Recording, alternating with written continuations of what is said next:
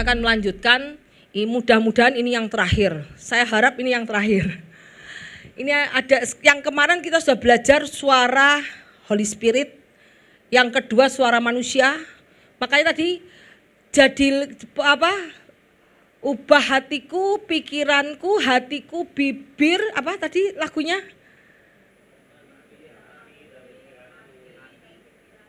Bibir, hati, dan pikiran. Itu apa? Itu namanya jiwa, betul? Tubuh, betul ya? Tubuh kita terdiri dari tubuh, bibir, hati, pikiran. Makanya tubuh kita adalah bait Allah. Jadi hati, bibir, pikiran. Itu semua harus ditaklukkan ke dalam firman. Baru kamu menjadi vessel. Vessel itu bejana bagi Tuhan ya. Jadi ini lagu ini bagus banget. Jadi kalau kita persembahkan tubuh kita, bukan hanya tubuh saja, tetapi termasuk pikiran, termasuk hati, emosi kita juga kita taklukkan, pikiran kita taklukkan, dan tubuh kita taklukkan. Kita belajar mengenai sekarang yang terakhir suara iblis ya. Yuk kita belajar langsung. Yuk. Kita belajar sebelum kita tahu iblis, kita harus tahu fakta tentang setan. Apakah itu setan? Siapakah itu setan? Apakah kamu setan? Tunjuk temannya. Oh enggak dong, saya anak Yesus. Bilang, anak Kristus, saya anaknya Yesus. Saya bukan setan. Jangan sampai kita dipakai oleh setan. Jadi jangan kita dipakai jadi bejananya setan. Kalau sombong berarti kamu anak. Yang sombong bertobat ya. Nah, yang di sini tidak ada yang sombong. Di sini orangnya semua jemaat baik-baik semua. Ya, kita melihat apa fakta tentang setan. Yuk kita belajar. Setan itu siapa sih? Kok selama ini jadi musuh kita, musuh yang tidak terlihat. Kenapa? Tadi lagunya peperangan kita bukan melawan darah dan tetapi penguasa-penguasa yang mengontrol pikiran kita, yang masuk dari hati kita, yang membuat benteng. Nah, besok setelah tahun depan, bulan depan saya akan berbicara tentang benteng-benteng. Apa sih benteng-benteng? Kok dari tadi kita meruntuhkan benteng-benteng? Apa itu benteng-benteng? Bulan depan saya akan berbicara tentang apa itu benteng-benteng. Jadi di sini kamu belajar. Ya, jangan sampai kamu ke gereja sudah puluhan tahun, saya 30 tahun di gereja. Apa itu senjata perlengkapan Allah? Enggak tahu. Nah, di sini ada yang enggak tahu senjata perlengkapan Allah? Pasti tahu semua, Pasti tahu semua ya. Kalau kita di tempat gereja lain, apa itu? Sebutkan senjata perlengkapan Allah apa? Belum tentu banyak yang tahu, betul? Nah, jadi kamu ke gereja 15 tahun, 20 tahun tidak menjamin kamu mengerti firman. Tetapi di GBAOC kamu diajar untuk menggali firman. Yuk kita sekarang belajar. Satu, setan. Setan itu diciptakan oleh Tuhan. Jadi setan itu ciptaan. Seperti manusia, setan adalah ciptaan. Jadi setan tidak sama dengan Tuhan. Setan adalah makhluk ciptaan. Dia tidak setara dengan Tuhan. Tuhan itu maha kuasa, setan tidak. Tuhan itu maha tahu, setan tidak. Setan tidak maha tahu. Kalau Tuhan maha tahu. Kalau kamu sudah mikirkan yang jelek-jelek, mikirkan yang jelek, mikirkan yang jahat-jahat di dalam pikiranmu, Tuhan tahu enggak? Tuhan tahu. Kamu melakukan sesuatu apa dalam pikiranmu, dalam benakmu, dalam hatimu, kamu merancangkan segala sesuatu, Tuhan tahu enggak? Tuhan tahu. Tapi setan tidak tahu kecuali kamu ucapkan. Makanya kadang-kadang kalau ada rencana pekerjaan atau tujuan-tujuan yang kalian belum pasti berhasil, jangan keburu ngomong. Ngerti nggak? Misalnya kamu dapat tender yang besar, baru mau teken kontrak, kamu sudah keburu. Setiap orang dikasih tahu, tenderku ini. Nah, itu berarti kamu sudah membuka rahasia untuk setan Kamu sudah membuka rahasia untuk setan tahu. Dan setan bisa membatalkan tender kita. Karena apa yang kamu ucapkan, setan tahu dengar. Tetapi kalau kamu menyimpan di dalam hati, setan tahu enggak? Tidak. Tetapi Tuhan tahu. Itu makanya setan tidak maha tahu. Tetapi Tuhan maha tahu. Kemudian dalam segala sesuatu, karena oleh dialah segala sesuatu diciptakan, segala sesuatu di langit dan di bumi yang terlihat semuanya diciptakan Tuhan. Jadi ini ada ayatnya, Kolose, segala sesuatu itu diciptakan oleh Tuhan, bukan oleh setan, karena setan adalah ciptaan, ya. Terus kemudian yang kedua, nama aslinya adalah Lucifer. Setan itu nama aslinya Lucifer. Lucifer berarti bintang pagi atau pembawa cahaya. Dahulu ia tampan, dahulu dia agung. Sekarang saya kan ngomong dia tuh WL di surga. Yang hebat, suaranya bagus, keren. Kalau WL biasanya ya, necis gak? Pakaiannya bagus gak? Make up gak? Make up, wah keren-keren. Jadi itulah Lucifer. Lucifer tuh tampangnya bagus, jadi pakaiannya tuh isinya permata-permata. Jadi kalau nyanyi gini-gini kali. Ya, itu ya. Ya toh? Itu adalah roh apa? Nah, siapa yang di sini sombong berarti dia adalah setan. Kamu sombong enggak? Kamu sombong enggak? Kalau kamu sombong, setan itu ya. Nah, wes kita belajar. Berarti setan dahulu ia tampan, dia dihormati, dia dipuja karena kecantikannya, karena keterampilannya, karena kepandaiannya, karena dia nomor 1 di surga, tangan kanan Allah, tangan kanan Jehovah, tangan kanan Allah Bapa, sehingga dia dipuja. Setiap orang biasanya larinya enggak Allah Bapa, betul enggak? Pasti lari ke wakilnya, betul enggak? Kalau ada suatu perkumpulan organisasi atau suatu perusahaan misalnya, pasti larinya enggak ke owner, betul enggak? Pasti ke manajer dulu dong. Nah, setan itu adalah wakilnya Allah di surga, sehingga setiap semua malaikat-malaikat larinya bukan ke Allah Bapa, ke Lucifer lebih dulu, ngerti gak? Jadi dia dipuja banyak malaikat sehingga dia menjadi sombong. Pada saat ada yang tidak suka sama pendapatnya, bisa dihajar sama Lucifer. Jadi karena kesombongannya itulah yang menyebabkan dia jatuh. Kemudian kita lihat ayatnya, betapa kau telah jatuh dari surga, hai Lucifer. Kenapa dia jatuh? Karena kesombongannya, sehingga karena dia banyak dikagumi. Semua malaikat takut sama dia, semua malaikat respect sama dia. Dia berhasil menyusun masa, mengambil sepertiga malaikat di surga, yaitu malaikat-malaikat ciptaannya Tuhan, sepertiga dirayu dia, dilobi sama Lucifer, sehingga mereka tunduk pada Lucifer. Dan kemudian karena Lucifer merasa mendapat simpati dari rakyat, simpati dari malaikat, simpati mendapat simpati, pujian, dan mendapat banyak dukungan, betul, dukungan daripada si malaikat, sehingga dia merencanakan, aku bisa kayak Tuhan. Dia lupa kalau dia ciptaan ya, aku bisa kayak Tuhan.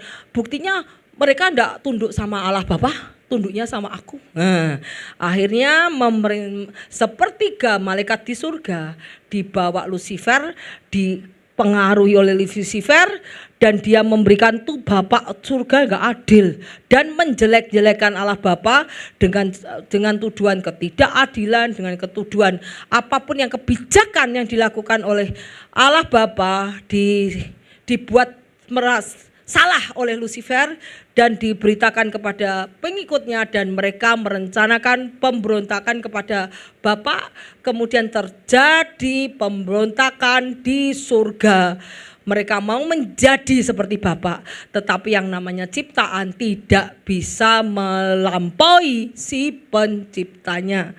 Karena itu Lucifer dihukum sama Tuhan beserta sepertiga malaikat di surga, dilempar ke bumi, ya. Dilempar ke bumi, ya.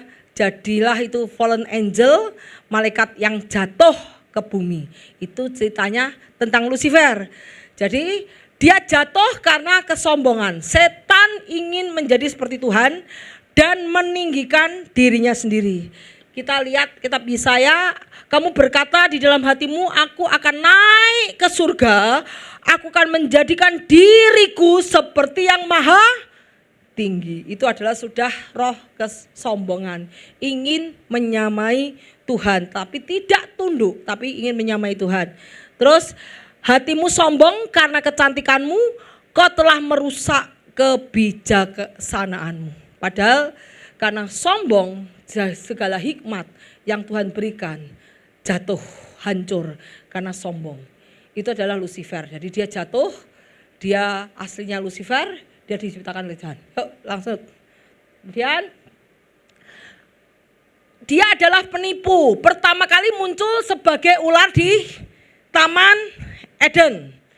Dan kemudian kita lihat tujuannya untuk dia dengan dia memutarbalikkan kebenaran dan berbohong, memutarbalikkan kebenaran dan berbohong.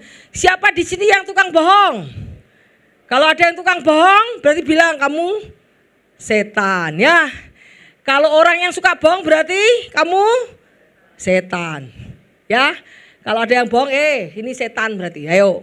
Ya, karena di sini setan, sifat setan memutarbalikkan kebenaran dan menyesatkan orang. Kejadian, ular itu lebih licik daripada binatang buas manapun yang telah diciptakan Tuhan. Jadi dia masuk ke dalam ular, dan menggoda si Hawa. Kemudian dia adalah musuh. Nama setan berarti musuh. Setan tuh artinya namanya musuh atau ternyata penuduh. Setan tuh menuduh. Kamu benar pun dituduh salah. Kalau kamu benar, kamu melakukan benar tetap aja salah. Yang benar setannya gitu. Kalau ada orang kemasukan setan, dipengaruhi oleh setan, yang benar jadi salah, yang salah jadi benar, ya. Itu adalah setan. Ya. Dia menentang umat Tuhan. Setan itu menentang Tuhan dan umatnya. Dia seperti singa mengaum mencari mangsa yang dapat ditelannya. Jadi kalau ada orang yang lemah lagi butuh, lagi desperate sesuatu, setan datang untuk menawarkan apa yang dia mau, ya. Itu setan. Kemudian kita 1 Petrus, hendaknya kamu mengendalikan diri dan waspada. Musuhmu itu berkeliaran seperti singa yang mengaum mencari mangsa untuk dapat ditelannya. Kemudian dia memiliki kekuatan yang terbatas. Setan tuh walaupun kuat, dia memiliki kekuatan yang terbatas. Setan itu kuat tetapi dia tidak maha kuasa. Dia hanya bisa bertindak di dalam batasan yang diizinkan oleh Tuhan. Contohnya Ayub. Tuhan berfirman kepada setan, baiklah kalau begitu segala miliknya ada di tanganmu, tapi jangan engkau menyentuh orang itu. Jangan membunuh orang itu. Berarti setan punya batasan. Kalau Tuhan bilang mau melakukan apa-apa sama kita, minta izin dulu sama Tuhan enggak? Kalau kita lagi, berarti segala pencobaan yang kamu alami adalah pencobaan biasa. Tuhan tidak akan memberikan pencobaan lebih karena setan mau mencobai Audi nih. Tuhan, saya mau mencobai Audi. Gini, boleh enggak? Boleh. Asal jangan gini nih. Oke, silahkan. Misalnya setan mau mencobai si Richard. Tuhan, lapor Tuhan, saya mau mencobai Richard. Ingat Tuhan, anak Tuhan harus tampil loh. Iya, silahkan. Jadi istilahnya segala pencobaan yang kita alami tidak akan melampaui kekuatan kita. Kenapa? Karena Tuhan tahu enggak kemampuan Richard? Tuhan tahu enggak kemampuan Audi? Tahu. Tapi kamu jangan ini, jangan ini nih. Ya Tuhan. Tuhan tahu. Jadi segala pencobaan yang kita alami tidak akan melampaui kemampuan kita. Karena sebelum kita dicobai, Tuhan sudah tahu batas maksimal kemampuan kita. Dan setan tidak bisa bekerja di atas kemampuan kita, ya. Dia memiliki kekuatan yang terbatas. Waktu berpisah dengan Ayub, jangan engkau menyentuh dia. Itu katanya. Kemudian ia menggodai manusia untuk berdosa. Dia menggoda Hawa di Taman Eden. Ia bahkan mencobai Yesus di padang gurun. Matius, kemudian Yesus dibawa oleh Roh Kudus, yang membawa Yesus itu Roh Kudus.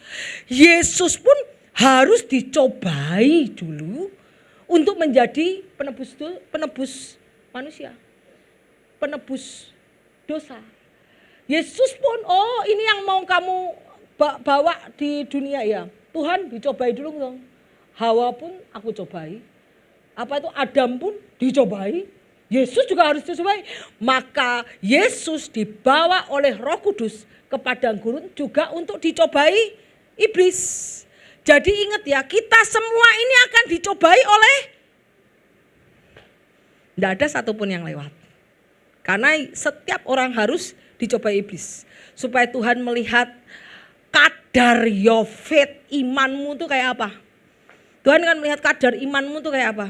Nah itu perlu ujian. Kemudian takdir adalah kekalahan.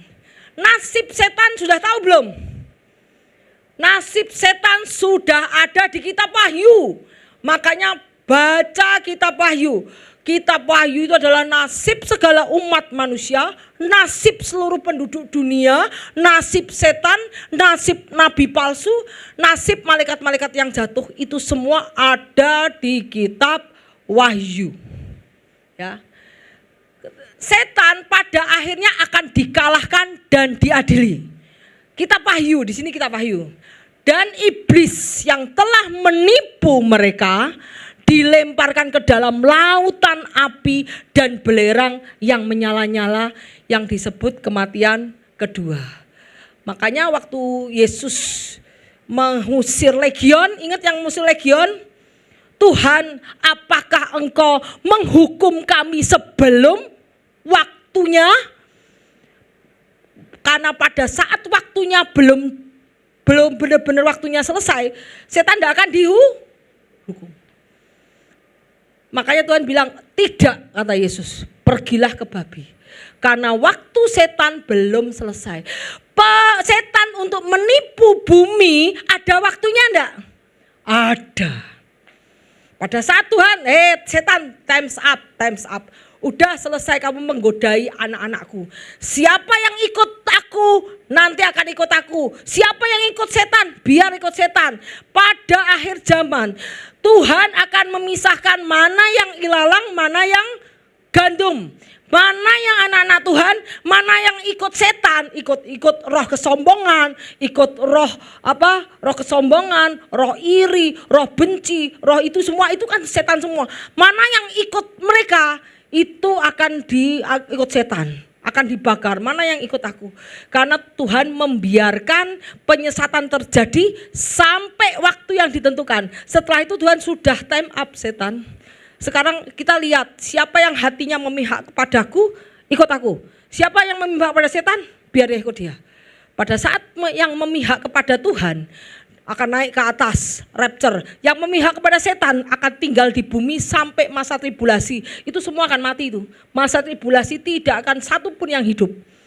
Jadi jangan dikira masa depanmu, wah aku kaya, aku punya rumah banyak, aku bakalnya kaya raya, aku jadi konglomerat. Salah. Karena pada saat hidup dunia ini dikuasai oleh iblis 7 tahun, kamu tidak akan jadi konglomerat. Malah kamu jadi melarat. Benar.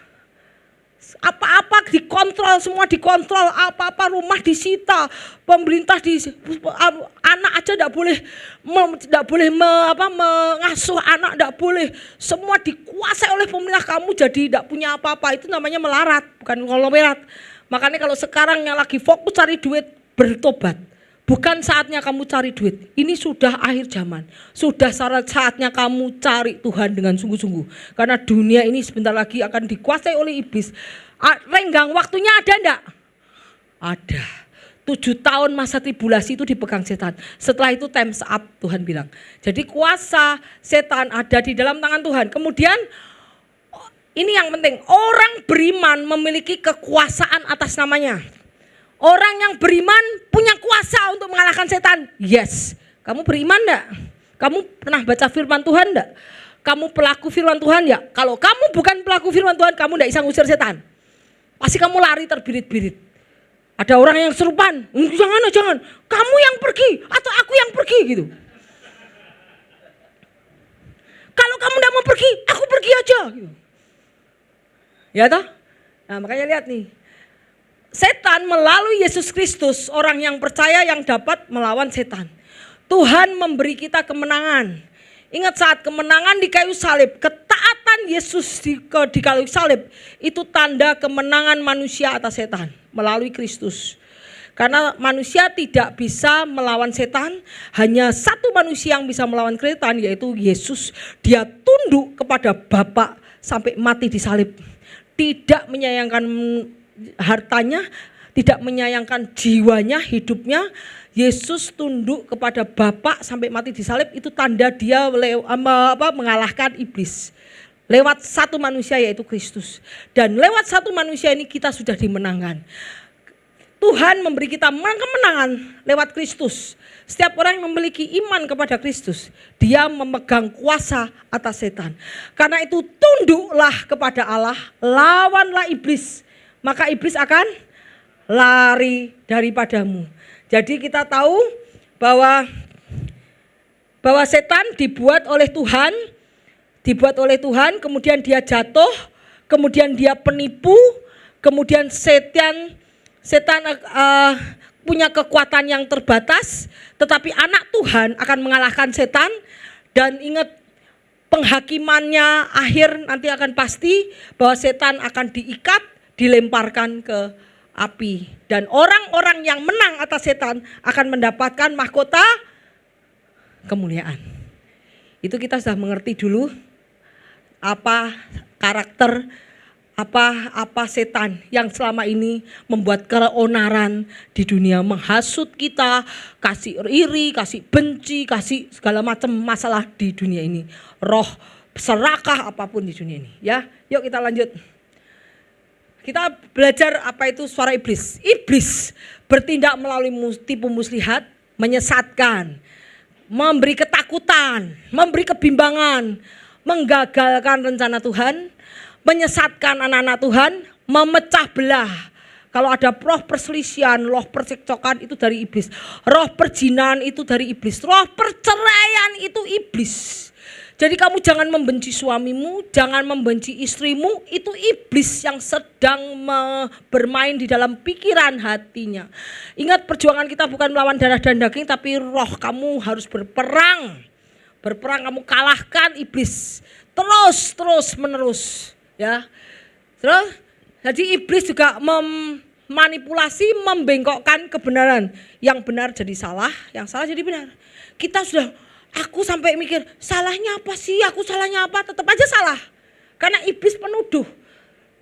Dicari salahnya, benar pun tetap salah. Karena itu adalah pekerjaan iblis. Menuduh kita, membengkokkan kebenaran.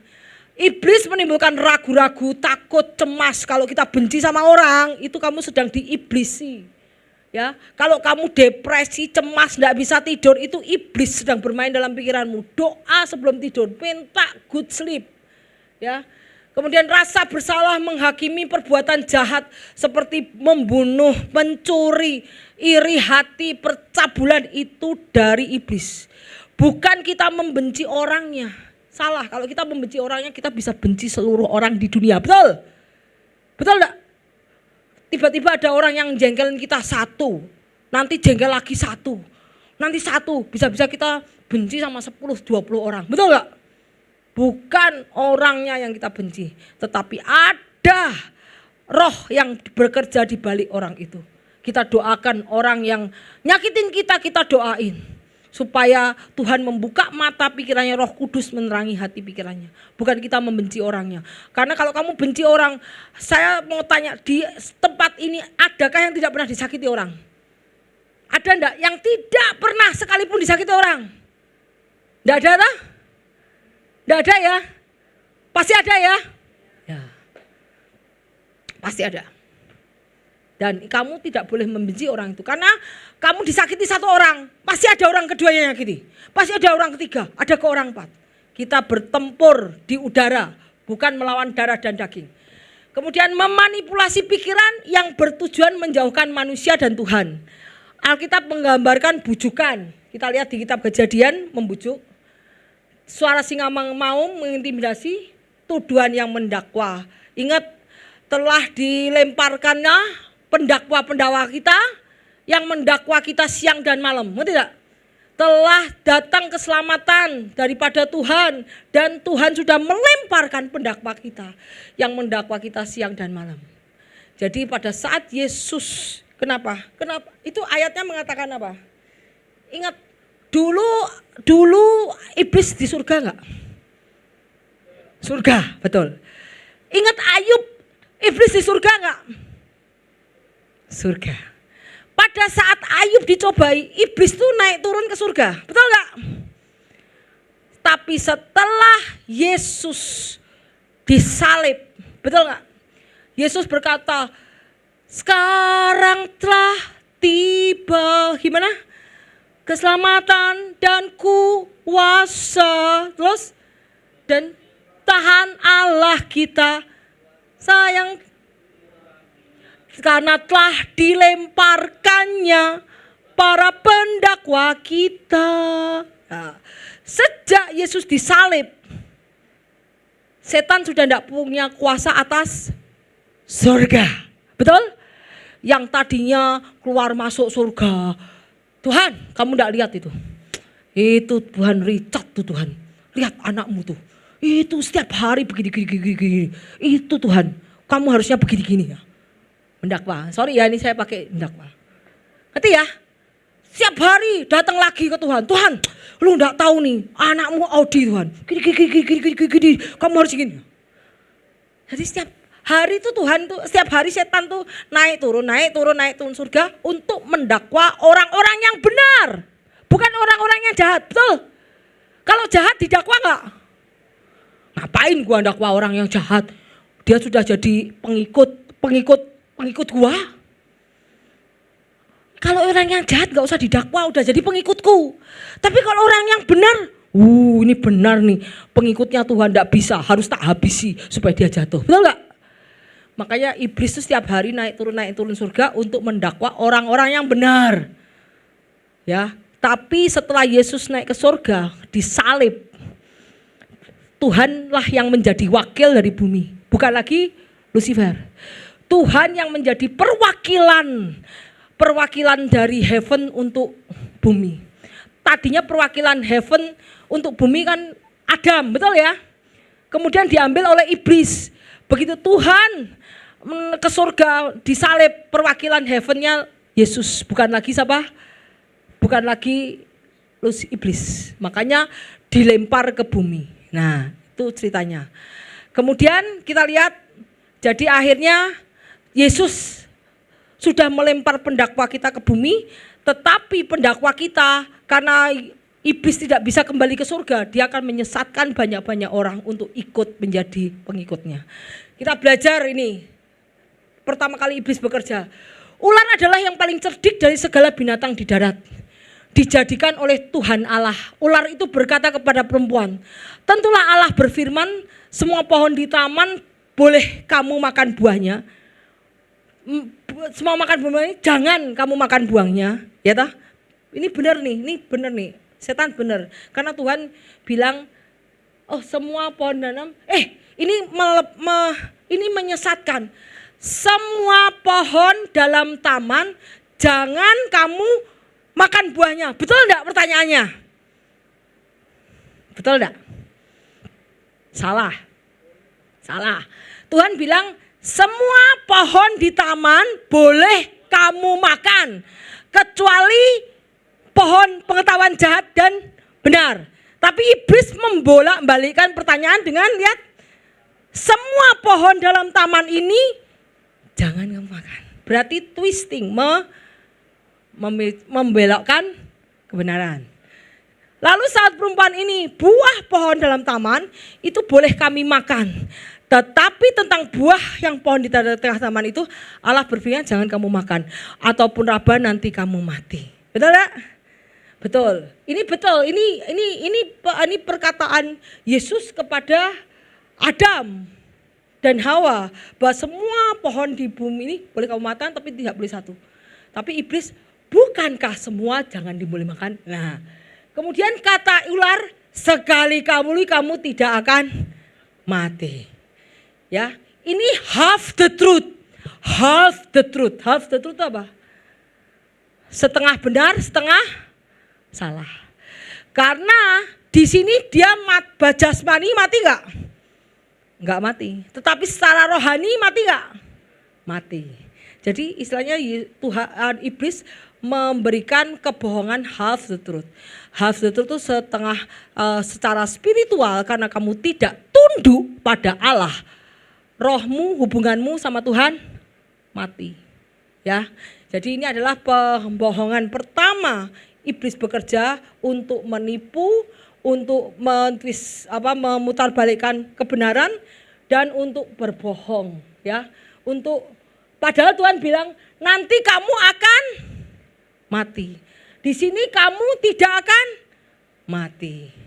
Di sini Tuhan bilang bahwa kamu tuh mati, hubungan sama aku mati, rohmu akan mati. Makanya setelah dia tidak melawan Tuhan, terpisah sama Tuhan. Tidak bisa satu taman lagi dengan Tuhan. Ya, jadi iblis memutar kebohongan. Yuk lanjut yuk. Nah, ini juga cara iblis yang kedua. Pada suatu hari datanglah anak iblis menghadap Tuhan, dan di antara mereka datanglah iblis. Seperti saya ngomong. Lalu bertanyalah Tuhan kepada iblis, dari mana engkau? Jawab iblis kepada Tuhan, dari perjalanan mengelilingi, menjelajahi bumi. Ayub bilang, iblis bilang di surga bilang, iblis kami dari mana? Menghadap semua perwakilan-perwakilan dari seluruh angkasa, seluruh dunia, seluruh ciptaan. Datang ciptaan dari bumi, yaitu iblis. Kenapa kok iblis yang datang? Karena kuasa atas dunia sudah diberikan kepada iblis. Karena Adam dan Hawa tunduk kepada iblis, mengikuti perkataan iblis, maka dia menjadi hamba iblis.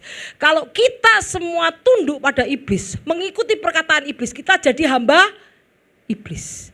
Jadi akhirnya kekuasaan bumi diambil oleh si iblis. Bertanya, dari perjalanan mengelilingi dan menjelajahi bumi. Lalu bertanyalah Tuhan kepada iblis, apakah engkau memperhatikan hambaku Ayub? Sebab tiada seorang di bumi seperti dia, yang demikian saleh dan jujur. Saleh, jujur, takut Allah, menjauhi kejahatan. Bukankah ini yang diincar oleh iblis? Kalau yang jahat mah iblis gak akan ngincer. Ngapain? Capek-capekin nah gitu. Demikian, lalu jawab iblis, apakah dengan tidak mendapat apa-apa Ayub takut akan Tuhan? Bukankah engkau membawa pagar sekeliling dia dan rumahnya serta segala yang dimilikinya? Apa yang dikerjakannya telah kau berkati, dan apa yang dimilikinya makin bertambah di negeri itu. Jadi pekerjaan Ayub diberkati, makin kaya. Ulurkan tanganmu, jamahlah segala apa yang dipunyai, maka ia pasti mengutuki engkau di hadapannya. Nah, firman Tuhan, segala yang dipunyainya ada dalam kuasamu, tapi jangan engkau mengeluarkan tanganmu terhadap dirinya. Pergilah iblis di hadapan Tuhan. Ini iblis di surga. Lah, iblis bilang, ya terang toh Tuhan, dia taat sama kamu. Lawang dikasih duit, uang dikasih, diberkati, kamu ngelindungi dia, kau tambah kaya. Coba kekayaannya diambil. Apakah Ayub masih sayang sama kamu? Apakah Ayub masih tunduk sama kamu? Ia pasti menghujat kamu, kata iblis. Jadi kita tahu bahwa ini Allah dan setan yang bekerja. Setan muncul di hadapan Allah. Dari mana engkau datang? Dari berkelana di seluruh bumi, bolak-balik di atasnya. Kemudian Allah memuji Ayub, apakah engkau melihat hambaku Ayub? Dari surga diteropong. Wih, ada satu orang yang tiap hari berdoa sama aku.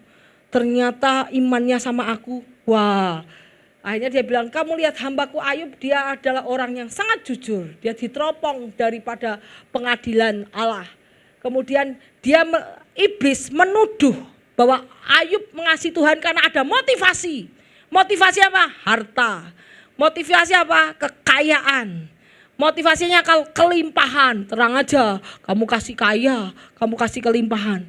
Iblis menuduh motivasi Ayub, ya. Iblis menuduh motivasi Ayub. Dan bukankah kamu melindunginya, keluarga miliknya engkau telah membuat dia memberkati pekerjaan tangannya. Terang aja. Dia taat sama Tuhan. Coba kalau dia tidak punya apa-apa diambil. Pasti dia mengutuki kue dan meninggalkan Tuhan. Bukankah sekarang banyak orang begitu? Pada saat testing semuanya diambil dari Tuhan, tiba-tiba tidak mau ke gereja. Ketika kamu dapat kekayaan, kamu bisa, oh terima kasih Tuhan. Tiba-tiba kamu diambil semua, tiba-tiba ngomel sama Tuhan. Tiba-tiba meninggalkan ibadah, tiba-tiba ngambek tidak mau ke gereja. Bukankah itu yang terjadi? Itu berarti kamu gagal testing. Ya, kemudian kita lihat nih, kemudian setan mengajukan tes katanya. Setan mengajukan kepada Tuhan, coba testing. Tuhan bilang oke, silahkan dites. Ya. Kemudian setelah dites, kemudian ini apa lagi nih? Tuhan mengizinkan ujian. Karena setiap manusia harus diuji. Tuhan mengizinkan ujian. Baiklah kalau gitu dia ada dalam milikmu, tetapi jangan kau sentuh orang itu. Apa yang disikapi Tuhan mengetahui hati Ayub sebelum ujian. Karena setan adalah penuduh yang mempertanyakan ketulusan orang. Kalau orang tulus sungguh-sungguh, pasti ada orang yang nyinyir, betul gak? Kalau ada orang yang sungguh-sungguh tulus ngasih sesuatu ada yang nyinyir gak? Ada. Ini pasti ada motifnya. Wah, ini pasti ada udang di balik bakwan ya. Nah, itu adalah roh penuduh, ya. Itu adalah roh penuduh. Kemudian perlindungan Tuhan di sekitar Ayub itu nyata. Kuasa setan dibatasi oleh otoritas, ya. Tuhan waktu Ayub dites bilang apa Ayub? Tuhan yang memberi, Tuhan yang mengambil. Terpujilah nama Tuhan. Santai dia, gila. Berarti itu terjadi bahwa itu tandanya Ayub tidak terikat pada hartanya. Tetapi Ayub mengasihi Tuhan bukan karena harta, bukan karena kekayaan, karena memang dia ada ketaatan dan mengasihi Tuhan dengan sungguh-sungguh, bukan karena harta dan kekayaan. Yuk lanjut. Pada suatu hari kemudian apa yang dikerjakan Ayub, apa yang dikerjakan iblis, diambil semua itu. Semua dijarah. Kambing, domba, dangki itu apa? Keledainya diambil, sapinya diambil, dijarah, karyawannya dibunuh, kemudian domba-dombanya semua dibakar, ladangnya dibakar, kemudian semua nih kamel onta-ontanya semua dibunuh, semua diambil. Kalau dulu ndak ada ruko ya Cat, ndak ada apartemen ya toh, ndak ada apartemen, ndak ada villa. Kalau dulu tuh kekayaannya paling kambing, domba, ya. Kambing, domba, keledai lah gitu. Emas, ya oke lah emas, tapi ya ini. Jadi itulah kalau sekarang villanya dijarah, apanya lah itulah. Ceritanya begitu. Pokoknya semua hasil bisnisnya ini, bisnisnya semua diambil. Bahkan anak-anaknya dibuat mati sama Tuhan. Masih dibunuh sama Tuhan juga, dibunuh sama setan juga Tuhan izinkan. Kenapa? Karena anak-anaknya tidak menghormati Tuhan. Jadi jangan pikir ya, saya menghormati Tuhan, tapi anak saya tidak bertobat. Jangan dipikir ya, anakmu bisa selamatkan oleh Tuhan, enggak ya. Karena selamatan adalah sendiri-sendiri. Bukan ikut nunut orang tua. Selamatan bukan nunut orang tuanya. Kalau orang tuanya benar-benar taat sama Tuhan, anaknya diselamatkan belum tentu. Karena di sini terbukti bahwa Ayub diuji Tuhan, anak-anaknya Ayub mati semua. Karena anak Ayub sering berpesta pora dan tidak mengindahkan Tuhan. Jadi kita harus sadar bahwa kita harus mendoakan anak-anak kita setiap hari. Ya, kita lihat nih. Ya, kemudian itu sudah satu datang, kekayaan sudah diambil, keluarga sudah diambil. Kekayaan keluarga sudah diambil. Anaknya mati semua. Kejatuhan, dibuat roboh tempatnya, mereka lagi berpesta dibuat roboh, mati semua anaknya. Kekayaannya sudah diambil. Dah, itu kekayaan dan keluarganya sudah diambil. Kemudian ini iblis datang lagi nih, ke surga datang lagi. Pada suatu hari datanglah anak-anak Allah menghadap Tuhan, dan di antara mereka juga iblis datang menghadap Tuhan. Maka bertanya Tuhan, dari mana engkau? Jawab iblis, dari mengelilingi bumi menjelajahi bumi. Firman Tuhan, apakah engkau merhatikan hambaku Ayub? Sebab tak seorang pun seperti dia saleh dan jujur. Ia tetap tekun dalam kesalehannya. Ia tetap tekun dalam kesalehannya meskipun engkau telah membujuk aku untuk melawan dia dan mencelakainya tanpa alasan.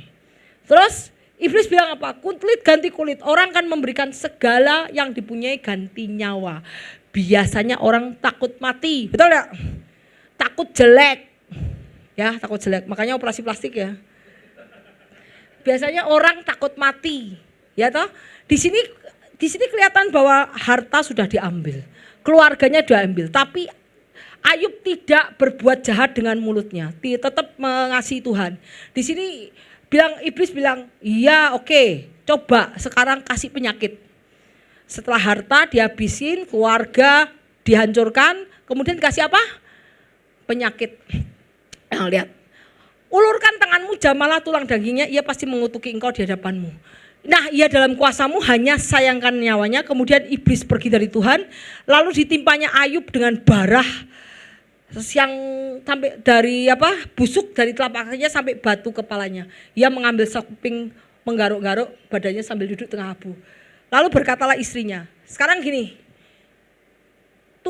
iblis sudah mengambil kekayaan, iblis sudah menghancurkan keluarga, iblis sudah menghancurkan dengan penyakit, tetapi Ayub tetap tidak berdosa. Setan mikir apa lagi? Asem. Sudah tak hancur ke keluarga nih, dia sudah tidak punya apa-apa. Aku akan pakai orang-orang di Kalau Tuhan tidak bisa membuat satu orang itu berdosa, Tuhan akan membuat orang-orang di sekelilingnya membuat dia berdosa. Betul? Betul? Kalau kamu dibuat oleh iblis tidak bisa berdosa, Tuhan iblis akan membuat orang-orang yang dekat sekelilingmu, mau teman-teman, mau keluarga kamu, membuat orang itu berdosa. Iblis masuk ke dalam siapa? Istri. Yang paling dekat dengan Ayub siapa? Istri. Iblis masuk ke istri untuk membuat Ayub berdosa. Hebat ya iblis ya. Kalau kamu tidak bisa dijatuhkan, aku akan pakai siapa? Istri. Kalau yang istri, suami. Kalau tidak suami, anak, gitu. Anak, cucu. Kalau tidak anak, cucu, teman. Siapa yang dekat ini? Tak hancurkan satu-satu. Wow, ya. Tak hancurkan satu-satu. Dilihat siapa yang dekat. Makanya orang yang paling dekat dengan kita, orang yang paling menyakiti. Betul? Betul ya? Nah, hati-hati. Makanya berdoa senantiasa. Saya selalu mendoakan di jemaat di tempat ini supaya imannya tidak digugur dan tidak dipakai sebagai alat bagi iblis. Yes, ya. Oke, sekarang kita belajar bagaimana setelah iblis tidak bisa membuat Ayub berdosa, dia masuk ke dalam istrinya. Yuk kita belajar. Maka berkatalah istrinya kepadanya, masih bertekunkah engkau dalam kesalehanmu? Loh, saleh kok masih bertekun? Yang orang saleh, orang baik itu harus selamanya baik. Ngerti gak? Betul gak? Istrinya itu perkataan, aku bilang ini perkataan gila dari istrinya. Dari siapa kalau bukan dari si iblis? Masih bertekunkah engkau dalam kesalehanmu? Kutukilah Allahmu dan matilah. Kalau si Ayub bilang, iya, oh iya, kata istriku, kemudian dia mengutuki, iblis senang gak? Hore, Tuhan, lihat tuh katanya, orang yang kamu kasihi, tuh akhirnya mengutuki kamu. Karena siapa? Istri.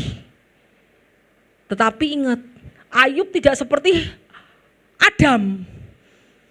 Ayub punya prinsip. Dia bilang, engkau berbicara seperti perempuan gila. Apakah kita mau menerima yang baik dari Allah dan tidak menerima yang buruk? Dalam semuanya ia tidak berdosa dengan bibirnya. Dah, gagal enggak iblis? Nyari lagi. Siapa ya? Ini istrinya. Anaknya udah mati. Kalau enggak pasti pakai anaknya, betul enggak? Tapi anaknya sudah dibuat mati dulu. Dia mikir, oh Ayub masih punya teman. Aku pergi ke temannya. Yuk kita lanjut. Bagaimana perkataan ayah temannya? Kemudian nih temannya namanya ada 3 teman Ayub. Ada 3 teman Ayub. 3 teman Ayub namanya Elifas, Bildad, dan Sofar. Yang terakhir namanya adalah Elihu. Ini belum ditulis ya. Namanya Elihu. Ini Elifas, Bildad, dan Sofar. Ini teman Ayub. Teman Ayub mendengar Ayub mengalami kecelakaan parah. Kecelakaan tuh musibah sangat parah. Mendatangi Ayub. Halo, apa kabar? Aduh kasihan Ayub, aduh lah. Bersimpati lah. Kemudian apa katanya? Lah, tetapi pada saat dia datang mendapati Ayub, iblis sudah mendatangi mereka dulu. Yuk kita lihat ayatnya. Suatu perkataan, ini iblis ya. Suatu perkataan telah disampaikan kepadaku dengan telingaku menangkap bisikannya. Siapa yang bisiki teman-temannya? Setan. Gila ya. Terus waktu bermenung, sebab kayal malam, berarti malam hari teman-teman si Ayub sudah dibisiki sama iblis. Besok kamu datang ke tempatnya Ayub. Katakan bahwa dia berdosa, dia gini.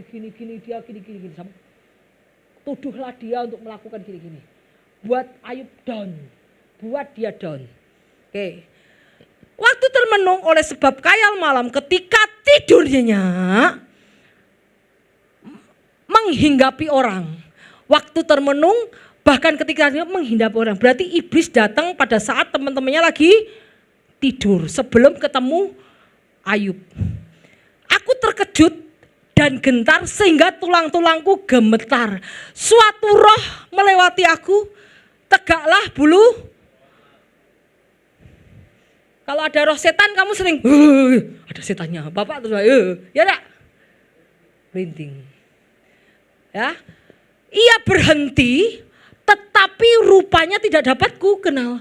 Suatu sosok ada di depan mataku, suara berbisik-bisik ku dengar. Ini menuduh. Mungkinkah seorang manusia benar di hadapan Tuhan? Mungkinkah seorang tahir di hadapan penciptanya?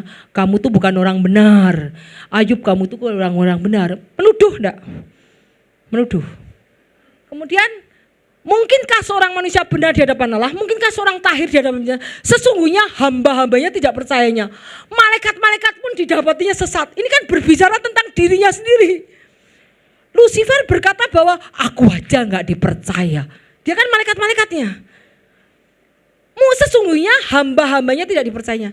Dia mau bilang sama si Ayub, kamu tuh gak dipercaya sama Tuhan. Kamu tuh bukan orang benar. Dia membisikkan perkataan itu kepada teman-teman Ayub. Untuk diperkatakan kepada Ayub.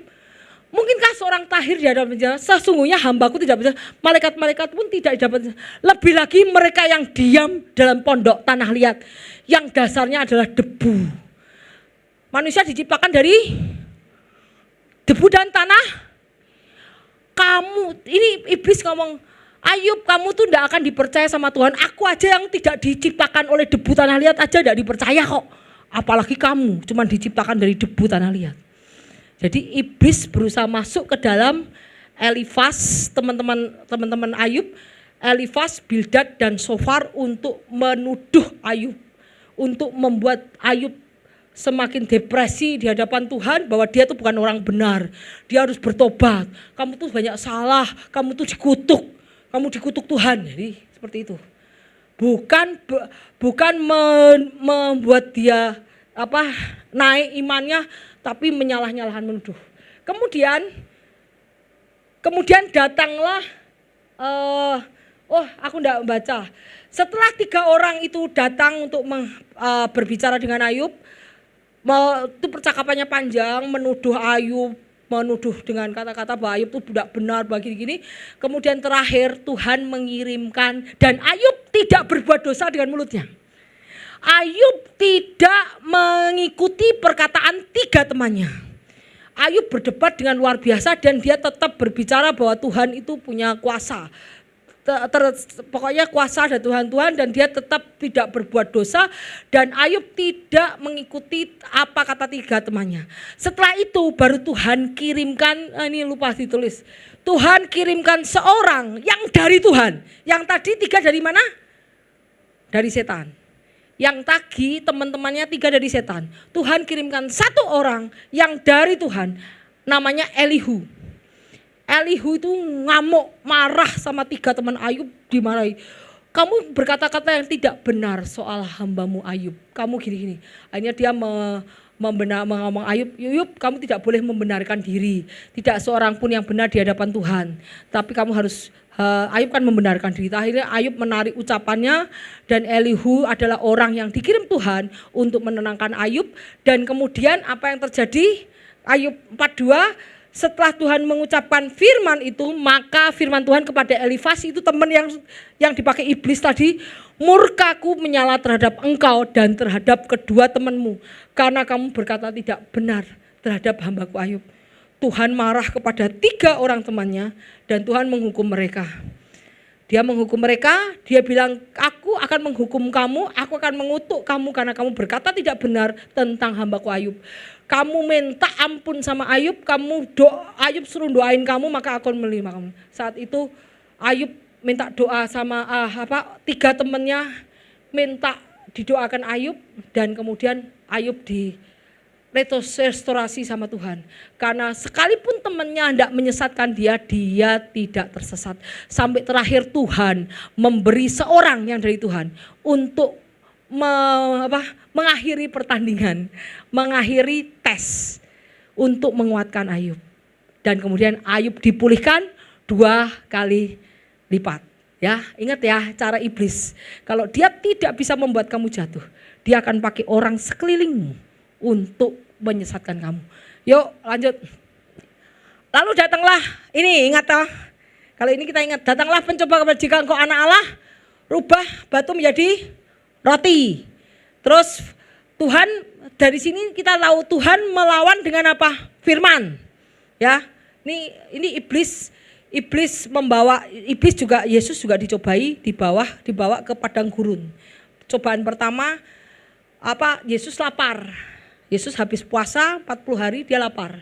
Habis puasa 40 hari lapar, kemudian Yesus berkata, iblis tahu kalau dia lapar. Tahu enggak? Tahu lapar. Jadi apa yang menjadi kebutuhan saatmu ini iblis tahu. Kamu lagi kurang uang? Oh tahu. Oh dia lagi mau butuh bayar kontrakan. Tahu. Diiming-imingi tahu. Nah diiming-imingi. Kalau kamu jatuh ikut cara iblis yang salah, kamu akan kalah. Tapi kalau kamu tetap bertahan, sekalipun kamu tidak punya uang, nanti Tuhan akan kirimkan orang-orang seperti Elihu yang akan memberikan kamu pertolongan. Ya. Terakhir selalu ada bad guys dulu. Bad guy itu orang-orang jahat dulu di depan, baru terakhirnya ada good guy. Ngerti gak?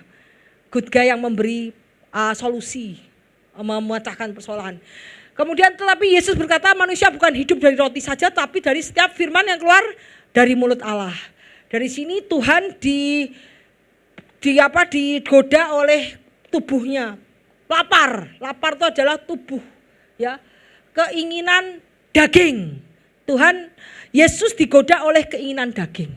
Kemudian yang kedua, iblis membawa ke kota suci, menempatkan dia di bubungan bait Allah. Bait Allah, berarti iblis pun masuk ke bait. Iblis masuk ke gereja enggak? Masuk. Iya.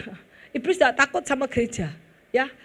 Iblis, jika engkau anak Allah, jatuhkan dirimu ke bawah, mengenai engkau ia akan memerintahkan malaikat-malaikatnya akan menatang engkau di atas tangannya supaya kakimu jangan terantuk pada batu. Jadi dia dibawa ke bait Allah supaya menjatuhkan. Nanti ada tertulis, nanti mereka akan memegangi kamu. Jadi kamu tidak usah takut.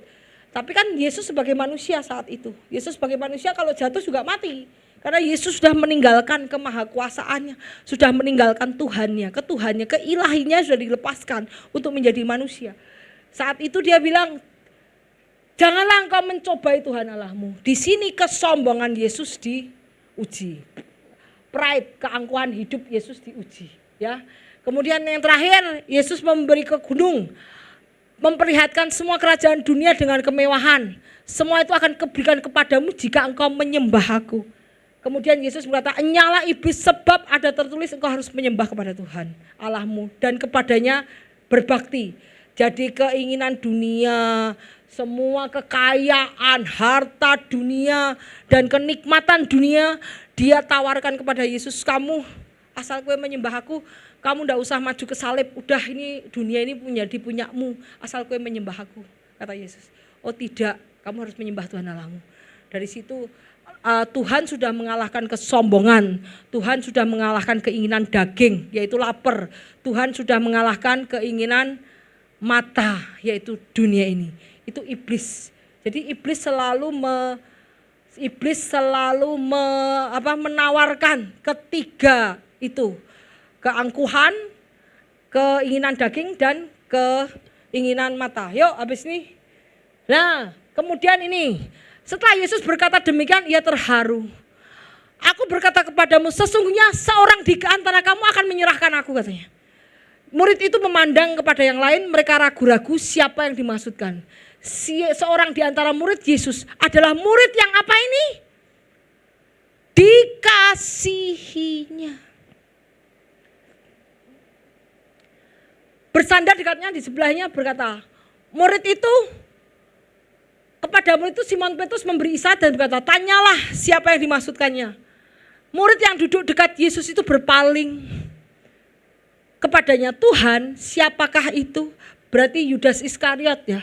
Terus Yesus berkata, dialah itu yang kepadanya aku akan memberikan roti setelah aku mencelupkannya. Setelah berkata demikian, ia mengambil roti, mencelupkan dan memberikan kepada Yudas, anak Simon Iskariot. Sesudah Yudas menerima roti itu, ia apa? Kerasukan iblis. Lalu Yesus berkata kepadanya, apa yang hendak kau perbuat, perbuatlah dengan segera. Di sini kita lihat bahwa Yudas kerasukan iblis. Kenapa? Karena ada dosa yang karena dia membuka celah bagi iblis. Celahnya adalah roh cinta uang, roh ketamakan. Dia lebih mencintai uang daripada ajaran gurunya. Padahal dia sudah 3,5 tahun berkeliling bersama gurunya, memberitakan Injil, melakukan banyak mujizat, tetapi uang lebih menarik daripada semua perjalanan yang dia lakukan bersama Tuhan. Uang lebih menarik. Jadi ketika ada godaan soal uang, dia bisa menjual gurunya. Karena roh cinta uang, karena seluruh dunia ini keinginan apa? Mata, ya. Karena keinginan mata lebih penting, prioritas daripada Kristus, daripada firman Tuhan. Sehingga dia jatuh dalam tipu muslihat iblis. Dia dipakai iblis menjadi vessel, bejana bagi iblis. Pada saat kita berbuat dosa, pada saat kita mencuri uang, di mana uang itu bendahara ya. Yudas sebagai bendahara Tuhan, dia sering mencuri. Kalau tidak bertobat dari pencurianmu, itu menjadi ikatan. Itu yang disebut benteng. Itu adalah saat kamu melakukan dosa, kamu tidak cepat-cepat bertobat, tapi terus dosa yang terus dilakukan menjadi karakter atau benteng. Nah, benteng itu yang dibuat iblis menjadi alat masuk untuk iblis untuk memakai Yudas Iskariot menjadi alatnya untuk menghancurkan pelayanannya Kristus. Ya, kemudian kita lihat nih Kisah Para Rasul. Ini tentang Paulus. Pada suatu hari kami pergi ke tempat sembahyang. Kami bertemu dengan seorang hamba perempuan yang mempunyai roh tenung. Dengan tenungannya, tuan-tuannya memperoleh penghasilan yang besar. Ia mengikuti Paulus dan kami dari belakang dan berseru. Jadi ada roh tenung, ada orang itu mengikuti Paulus dan rombongannya. Orang-orang ini dari Allah yang Maha Tinggi, mereka memberitakan kepadamu jalan keselamatan. Hal itu dilakukannya beberapa hari lamanya. Ketika Paulus tidak tahan lagi dalam gangguan itu, ia berpaling kepada roh itu. Demi nama Kristus aku menyuruh engkau keluar dari perempuan ini, dan seketika keluarlah roh itu. Dia bilang, oh ini anak Allah yang mati, tapi di dalam hatinya itu ada roh tenung. Jadi dia berusaha memberikan roh kesombongan kepada Paulus, supaya Paulus dianu, tapi dia tidak tahu bahwa hatinya sebetulnya ada roh tenung. Jadi roh tenung diusir sama Paulus. Juga satu lagi Petrus, kita belajar dari Petrus yuk habis ini. Oke. Terus yang Petrus tolong, yang Petrus. Yang Petrus tolong WA aku, yang WA. Aku yang WA. Yang WA tolong. Yang Petrus juga Tuhan berkata tentang Petrus, barusan. WA aku yang terakhir. Petrus bilang, Tuhan berkata sama Petrus bahwa Petrus juga harus ditampi. Ingat tak? Yesus berkata Petrus pun harus ditampi. Ingat saat itu waktu Petrus belum masuk dalam pencobaan. Nah ini kita lihat nih. Nah kita belajar satu hal nih. Lukas 22 ayat 2. Simon, lihat iblis telah menuntut untuk menampi engkau seperti gandum. Saat Petrus menjadi orang yang dikasihi Tuhan. Petrus di atas kamu akan dibangun apa? Umat Tuhan, apa itu? Kamu akan diberikan kunci ya, kunci kerajaan Allah. Dia akan dibangun umatku di atas batu karang yang teguh, aku akan membangun umatku.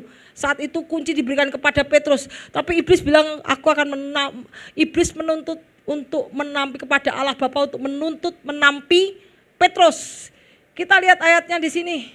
Simon, lihat iblis telah menuntut untuk menampi kamu seperti gandum.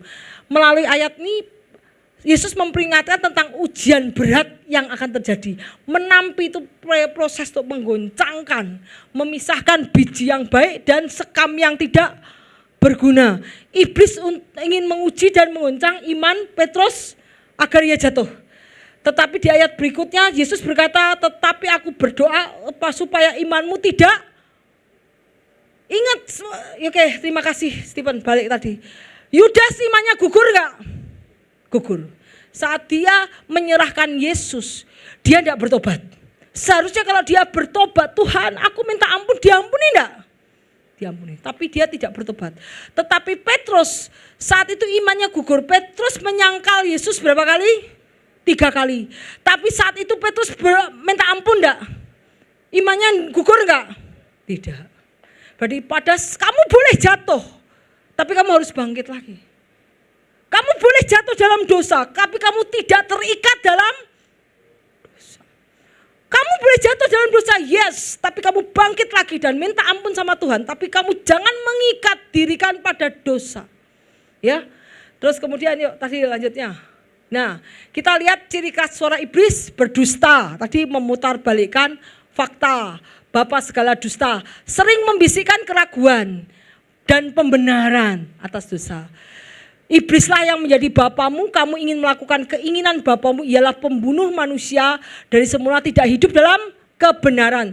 Sebab di dalam dia tidak ada kebenaran. Apabila ia berkata dusta, ia berasal dari kehendaknya sendiri, sebab ia pendusta. Jadi kalau orang yang suka berdusta, suka berbohong, sampai sekarang masih berdusta berbohong, berarti bapamu iblis. Berarti roh bohong, roh berdusta sudah menjadi benteng dalam hidup. Kamu sudah diikat. Kalau kamu tidak bertobat, diikat. Dan itu bisa menjadi vessel. Vessel itu alat iblis untuk masuk. Bisa menjadi bejana iblis untuk masuk. Seperti tadi Ayub istrinya itu menjadi bejana bagi iblis untuk masuk. Karena dia ada dosa yang belum selesai. Yang belum beri ampuni, yang belum minta ampun. Kedua, menimbulkan ketakutan dan kekhawatiran, bertolak belakang dengan suara Roh Kudus yang memberikan damai sejahtera. Menuduh dan menghakimi, membisikkan rasa bersalah, putus asa, pikiran bahwa Anda tidak berharga, kamu salah. Membujuk untuk berkompromi, menawarkan jalan pintas kenikmatan duniawi yang melanggar firman Tuhan. Kita tahu kita harus jangan membuka celah bagi iblis. Di sini kita lihat ada hawa nafsu, ada kebencian, ada iri, ada Greed itu ketamaan. Ada pikiran-pikiran jahat. Jangan membuka celah bagi iblis. Jangan sampai kamu membuka pintu bagi iblis. Ada hawa nafsu, ada kebencian, ada ketamakan. Jangan membuka celah. Yuk terus. Nah, jangan beri kesempatan sama iblis. Kita lihat ayatnya. 1, kesempatan sama iblis itu apa? Ayat 25, buanglah apa? Dusta. Itu kamu membuka celah bagi iblis. Berkatalah benar. Apabila kamu menjadi marah, itu celah kedua. Apa? Marah. Janganlah kamu berbuat dosa. Jangan sampai matahari berbenam sebelum padam amarahmu. Yang ketiga, janganlah beri kesempatan pada iblis. Orang yang mencuri, janganlah mencuri. Baiklah ia bekerja keras, melakukan pekerjaannya supaya membagikan kepada yang baik, yang kepada orang yang berkekurangan. Kemudian janganlah ada perkataan kotor keluar dari mulutmu, pakailah perkataan yang membangun. Janganlah kamu mendukakan Roh Kudus menjelang hari penyelamatan. Ini adalah jangan mendukakan Roh Kudus. Segala kepahitan, geram, akar pahit, semua yang saat ini masih dendam sama orang, tidak bisa mengampuni, kamu bertobat. Itu akar pahit. Harus buang. Pahit, geram, marah, pertikaian, fitnah harus dibuang. Ini adalah door, pintu untuk kamu dipakai untuk iblis. Akar pahit, marah, pertikaian, cekcok, fitnah harus dibuang. Kamu harus ramah dari ini adalah pintu-pintu yang membuat kamu dipakai oleh iblis. Kamu harus tutup pintu ini. Dan kamu harus ingat buah-buah roh harus ada dalam kamu. Saat kamu punya pintu ini kamu minta ampun. Tuhan mampukan aku untuk mengampuni orang. Kita lihat bagaimana ini proses orang menjauh dari Tuhan. Proses bagaimana hati manusia. Dari hati sebelum hati setelah kodrat manusia itu adalah tubuh yang berdosa. Ini adalah kodrat hati manusia, tubuh yang berdosa. Dikendalikan masih ada kedagingan, masih ada masih ada iblis yang di dalamnya. Kemudian ini sinar yang menggugat. Kalau saat ini kamu datang ke gereja, kamu menerima Tuhan Yesus sebagai juru selamat yang hidup, kamu dibaptis. Itu ada sinar yang menggugat dan mengusir segala ini karakter-karakter yang jelek. Karakternya apa? Ini karakternya kamu mencuri, menipu, keras, kemudian kamu malas, rakus, kamu roh pemberontakan, roh kesombongan, ini semua ya. Jadi kalau pada saat kamu datang ke gereja mendengar firman Tuhan, firman itu akan mengusir segala yang jahat dari kamu. Terus kemudian kalau hati yang menerima, kamu membaca Alkitab, kamu menerima Roh Kudus, hatimu terang, hati nuranimu terang, dan iblis-iblis hanya di luar. Ini hatinya si Ayub seperti ini, sehingga iblis bingung mau masuk ada celah nggak? Nggak ada celah tuh. Akhirnya dia pakai orang lain yang masih punya. Orang lain yang suka nipu, orang lain yang masih suka bohong, itu pasti dipakai oleh iblis. Tapi orang yang hatinya bersih, dia tidak bisa dipakai oleh iblis. Tapi iblis pakai orang-orang sekitarnya. Kita lihat. Yang kedua, kalau kamu sudah mulai tidak taat, kamu akan dipakai oleh iblis. Mulai tidak taat sama firman, mulai tidak pernah baca Alkitab lagi, mulai mata hatimu gelap, mulai Roh Kudus mulai keluar, yang masuk siapa? Kalau Roh Kudus keluar, roh jahat. Ya, hati yang mulai tidak taat sama firman, mulai ancaman roh jahat mulai masuk, Roh Kudus sudah mulai keluar. Dan kalau kamu hati yang benar-benar menolak, yang menguasai sudah roh jahat, dan hati ini tidak bisa diselamatkan lagi. Jadi ada fase ya, dari awal sampai akhir, dari fase tidak taat dulu, dari tidak taat dulu, ini menerima, tidak taat dulu, baru kemudian iblis ambil alih tubuhmu. Dipakai iblis benar-benar menjadi alat bagi iblis. Ya, ini kalau sudah pada posisi gitu, kamu tidak bisa kembali bertobat. Ya, terus Yuk lanjut Pen. Ya. Nah. Terus kemudian apa yang harus kita lakukan? Ingat kita belajar daripada Saul. Saul tadinya adalah orang yang sangat dipakai Tuhan secara luar biasa. Betul? Saul sebelum akhirnya Tuhan menolak Saul menggantikan dengan Daud. Apa yang membuka pintu bagi Saul untuk diterima tidak Tuhan? Yaitu ketidaktaatan. Pada saat Tuhan bilang, pada saat kau menyerang, kau membunuh semua ternak-ternak, jangan ternak-ternak disisakan. Tapi saat itu Saul menyisakan yang baik-baik untuk dirinya. Dan saat itu Tuhan marah. Tuhan bilang apa? Bukan persembahan yang aku mau, tetapi ketaatan. Sekalipun mungkin orang-orang rajin memberikan persembahan, puluhan, ucapan syukur, tapi kamu tidak ada ketaatan sama firman, Tuhan juga tidak suka. Karena Tuhan bilang bukan persembahan yang aku mau, tapi ketaatan. Saul ditolak Tuhan karena ketidaktaatannya. Ya, kita belajar juga Daud, dia membuka celah bagi roh apa? Hawa nafsu. Daud membuka celah bagi roh apa? Hawa nafsu. Keinginan mata, keinginan daging. Pada saat dia melihat Bathsheba mandi, keinginan mata, pikirannya bekerja, iblis ngiming-ngimingi dia. Bawa aja, jadilah. Tapi kalau saat itu Daud bilang tidak, aku tidak akan berdosa terhadap Tuhan. Yusuf bisa menolak. Roh hawa nafsu bisa ditolak oleh Yusuf. Saat istri Potifar hendak mengajak tidur, Yusuf bilang apa? Apakah aku akan berdosa kepada Tuhan? Gila, itu adalah bahwa dia sudah bisa menolak dosa. Tetapi Yusuf justru dia mendatangi dosa. Yusuf dipengaruhi oleh keinginan mata, keinginan membuka celah bagi dosa dengan hawa nafsu, dengan roh hawa nafsu, dengan roh perjinahan, sehingga Daud kalah. Setelah dia kalah, dia melakukan apa? Roh pembunuhan. Dia membunuh suami daripada Bathsheba, yaitu Uria. Pada saat iblis pakai kamu, dia akan melakukan banyak kejahatan lagi. Untungnya Daud bertobat. Jangan Tuhan, aku berdosa Tuhan, jangan ambil rohku dari kamu Tuhan, aku berdosa.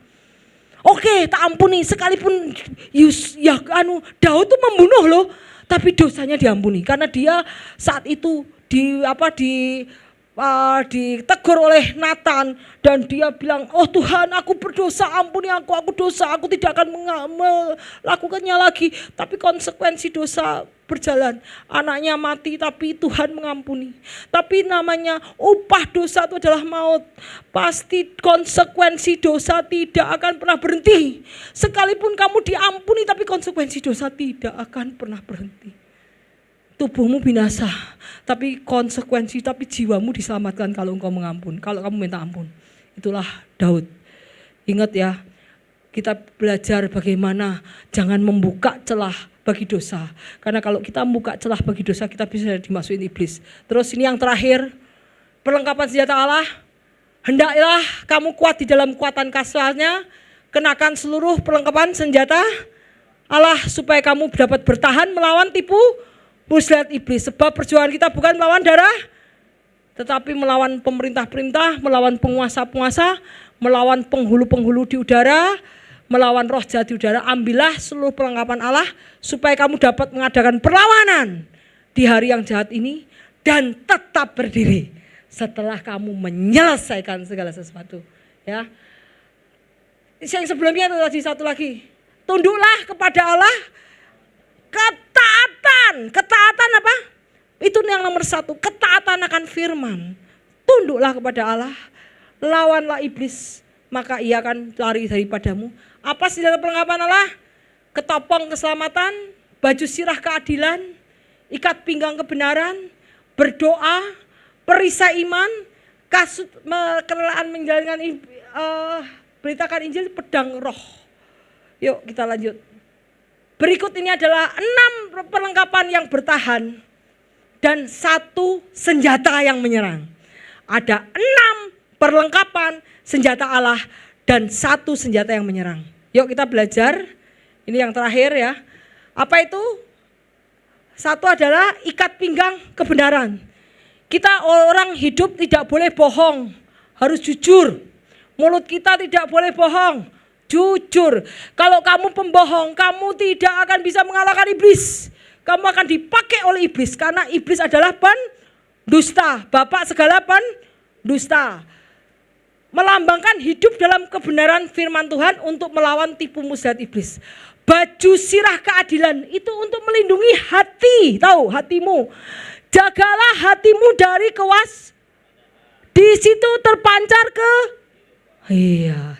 hati itu terdiri dari emosi. Emosi apa? Sedih, marah, dengki, iri, benci, akar pahit itu hati. Jaga hatimu supaya jangan ada akar pahit. Jangan ada dengki, jangan iri, jangan perselisihan, benci, itu jaga hati. Kita tahu keadilan berfungsi untuk melindungi dada dan hati dari tuduhan rasa bersalah serangan musuh. Jaga hati kita. Hati kita jangan ada sombong, jangan ada pencurian, jangan ada pikiran-pikiran jahat, jangan ada keserakahan, jangan ada benci, iri, dendam. Jangan aja, itu hati kita dijaga dengan baju sirah keadilan. Kemudian kasut merelakan memberitakan Injil.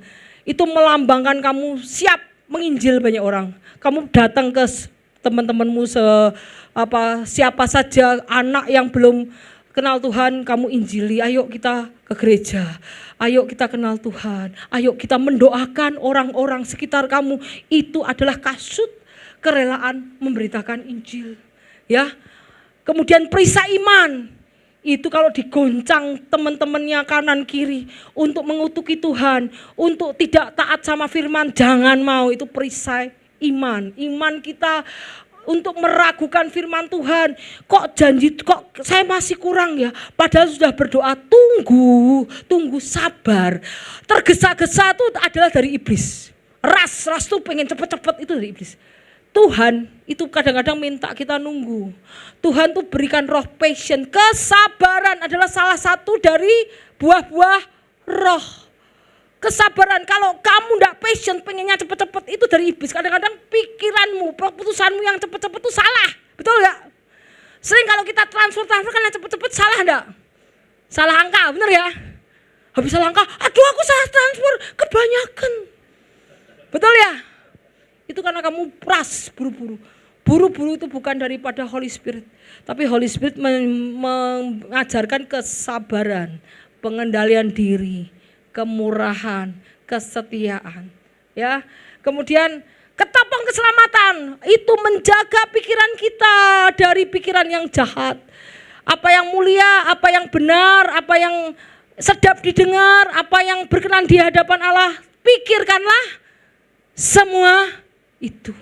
Kami menaklukkan pikiran dalam pikiran Kristus, ya. Kemudian jadi kita memikirkan yang apa, karena iblis menyerang lewat pikiran kita. Terus ketopong keselamatan, pelindung kepala, yaitu ketopong keselamatan, memikirkan pikiran, menjaga pikiran agar tetap fokus pada keselamatan dan kepastian iman.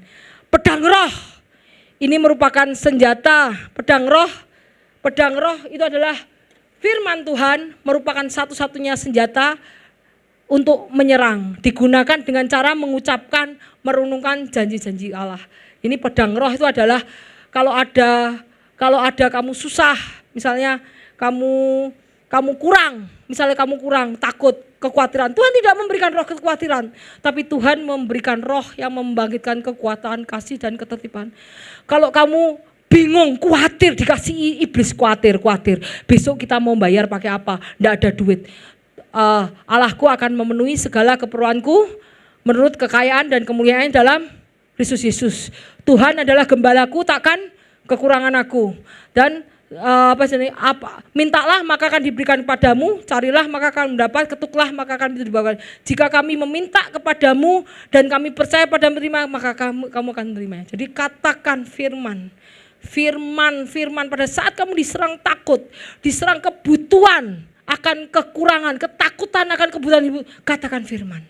Tuhan gembalaku dan Allahku nyatakan segala keinginanmu dalam doa, permohonan dan ucapan syukur. Jadi kamu perkatakan itu. Perkatakan jangan dalam hati ya, diperkatakan dalam ucapan. Karena itu menghancurkan iblis-iblis yang bisikin kita. Bukan dalam hati, tapi perkatakan dengan lantang. Itu akan menghancurkan iblis. Jadi firman yang diucapkan, the only weapon, senjata untuk menghancurkan iblis adalah dengan perkatakan firman Tuhan. Seperti Tuhan tadi ada tertulis. Ada tertulis, manusia tidak hidup dari roti. Ada tertulis, kau harus menyembah Tuhan Allahmu. Ada tertulis, ya toh? Jangan mencobai Tuhan Allahmu. Berarti kalau ada tertulis, ada di Alkitab enggak? Ada. Berarti pada saat kamu diserang roh ketakutan, roh kekhawatiran akan kekurangan, burung-burung di udara aja dipelihara. Apalagi anakku, anak Tuhan, pasti dipelihara. Ya, katakan janji Tuhan, katakan firman Tuhan, dan itu akan menghancurkan iblis, rasa khawatir, takut, meresahkan, depresi itu hancur pada saat kau perkatakan firman Tuhan. Dan yang terakhir adalah doa. Senjata ketujuh, bertekun dalam doa dan permohonan dalam roh setiap waktu untuk memohon pertolongan dan perlindungan. Doa, kalau pedang roh itu melawan iblis. Kalau pedang roh bisa melawan iblis yang ini saya di Jakarta Barat, di Jakarta Timur enggak? Ini bisa melawan enggak? Enggak bisa, deket kok. Senjata yang namanya pedang roh atau firman Tuhan hanya bisa untuk melawan iblis di sekitar yang dekat dengan kita. Yang menyerang dekat dengan kita. Karena sebetulnya enggak sepanjang ini. Sebetulnya dalam adalah dagger. Dagger itu apa namanya? Pedang kecil. Kalau pedang kecil, kalau lawannya jauh bisa enggak? Nah, tapi kalau lawanmu jauh, kamu pakai apa yang terakhir, senjata terakhir? Doa. Doa itu seperti bom molotov, tahu bom molotov? Bom nuklir. Kalau lawanmu ada di mana? Di Amerika. Kayak dibom di Amerika, ditembak nuklir dari sini. Bisa enggak? Hancur enggak? Bisa pakai pedang enggak? Nah. Jadi kalau pedang roh itu adalah untuk perlawanan iblis yang ada di sekitar kita ini nih. Ini yang selalu bisikin kita, sekeliling kita, teman-teman yang mendatangi kita, itu kita bisa pakai pedang roh. Tetapi doa itu seperti bom atom atau bom nuklir yang menghancurkan serangan musuh dari banyak tempat yang tidak terjangkau oleh kita, yang di luar surrounding kita. Ngerti? Jadi kita tidak pernah jemu-jemu untuk terus berdoa. Tuhan Yesus memberkati. Ya.